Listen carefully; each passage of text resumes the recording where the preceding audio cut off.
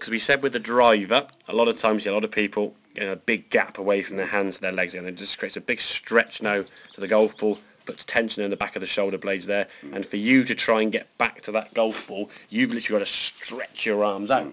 Now, unfortunately, with the feet being a bit closed, as we said, when you go back and you also then your left arm now is almost 90 degrees with the club barely above your head there, but it goes back even further. Now it's all really collapsed and very close. So you're stretching initially, so you're too far from the ball, and then you're narrowing the length of the swing or the arc of the swing, which means your club's never going to get back to the golf ball. The best we can hope for is sort of catching the outside edge of the golf club, and the ball might shoot up this way. Or, if we're not careful, as in this case, the club comes back way inside, the ball just shoots off, into the trick shot you were saying, just shoots off to the right there, okay? We can see here on this right-hand one now, arms are hanging down more from the shoulders, creating that angle there we can see, and the gap there between your hands and your legs is a lot shorter than those two there, okay? So when we swing back now, as that club goes back, that left arm's getting a bit straighter, you see. Hands get level with your head, a lot straighter, you see. It's only later on the swing, which is to be expected, it starts collapsing a little bit here, okay? But that there is a better position. You think it's bent? That's bent there already, isn't it? Even before that club's got above your head, it's bent more and just collapses, okay? So that's a much wider swing. So we've got a big circle with the swing. The club can now come back and therefore reach the golf ball as we hit it. Nice strike as we can see.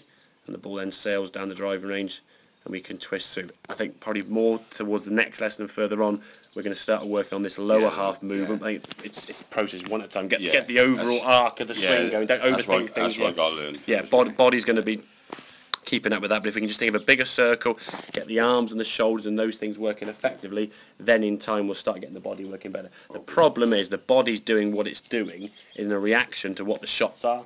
And when you're catching the ball shooting off, it's going to the right here, logic suggests I'm going to try and pull it somewhere to the left. So you're trying off the back, we're trying to hit the ball to the left somewhere, right? That's what you're doing, really. Once you start seeing golf balls going that way, you think, right, I don't need to do that anymore, do I? I can hit the ball.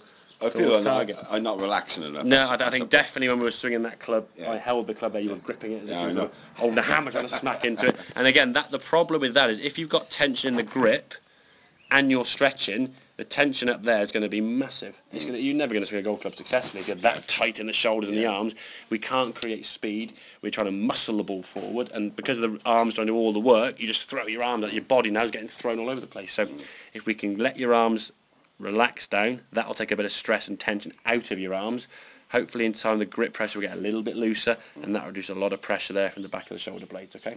But a better setup, I think big circle with the club, and then we can then focus on the body. Don't worry about the finish position. No, not at the moment, no. I think the next lesson we've got there, we'll look at that more in detail, so we're focusing on one thing, not 10 things, otherwise your brain's going to overload this thing, what's going on. So have a couple more then, mate, and then we'll finish things off.